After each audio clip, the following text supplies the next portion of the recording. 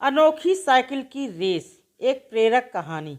अमर एक multinational company का group leader था। काम करते करते उसे अचानक ऐसा लगा कि उसकी टीम में मतभेद पड़ने लगे हैं और सभी एक दूसरे को नीचा दिखाने में लगे हुए हैं।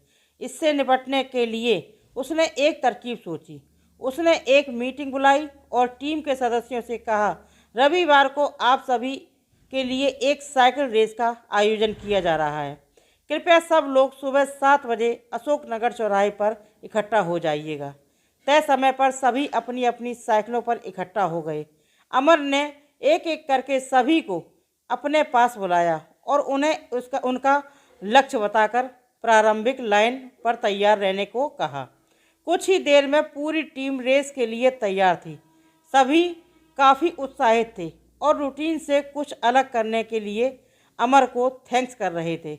अमर ने सीटी बजाई और रेस शुरू हो गई।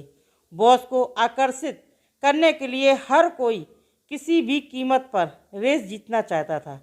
रेस शुरू होते ही सड़क पर अफरा तफरी मच गई। कोई दाएं से निकल रहा था तो कोई बाएं से निकल रहा था, तो कोई आगे निकलने की होड़ में दूसरों को गिराने से भी नहीं चूक रहे थे। इस हो हल्ले में किसी ने अमर के निर्देशों का ध्यान ही नहीं रखा और भेड़ चाल में चलते हुए सबसे आगे वाले साइकिल लिस्ट के पीछे पीछे भागने लगे। 5 मिनट बाद अमर ने फिर से सीटी बजाई और रेस खत्म करने का निर्देश दिया। एकाएक सभी को रेस से पहले दिए हुए निर्देशों का ध्यान आया और सब इधर उधर भागने लगे, लेकिन अमर ने उन्हें रोकते हुए अपने पास आने का इशारा किया। सभी बॉस के सामने मुंह लटकाए खड़े थे और रेस पूरी ना कर पाने के कारण एक दूसरे को दोष दे रहे थे। अमर ने मुस्कुराते हुए अपनी टीम की ओर देखा और कहा, अरे क्या हुआ?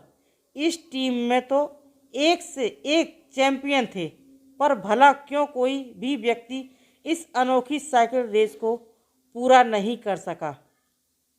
अमर ने बोलना जारी रखा, मैं बताता हूँ क्या हुआ। दरअसल आप में से किसी ने भी अपने लक्ष्य की तरफ ध्यान ही नहीं दिया। अगर आप सभी ने सिर्फ अपने लक्ष्य पर ध्यान दिया होता तो आप सभी विजेता बन गए होते, क्योंकि सभी व्यक्ति का टारगेट अलग अलग था। सभी को अलग अलग गलियों में जाना था। हर किसी का लक्ष्य भिन्न था। आपस में कोई मुकाबला था ही नहीं, लेकिन आप लोग सिर्फ एक दूसरे को नीचा दिखाने में लगे रहे, जबकि आपने अपने लक्ष्य को ठीक से समझा ही नहीं। ठीक यही माहौल हमारी टीम का हो गया है। आप सभी के अंदर वही अनोखी बात जिसकी वजह से टीम को आपकी ज़रूरत है, लेकिन आपसी संघर्ष के कारण ना ही टीम और ना ही आप का विकास हो पा रहा है।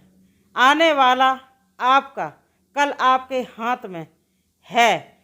हम या तो एक दूसरे की ताकत बनकर एक दूसरे को विकास के पथ पर ले जा सकते हैं, या आपसी संघर्ष के चक्कर में अपना और दूसरों का समय व्यर्थ कर सकते हैं।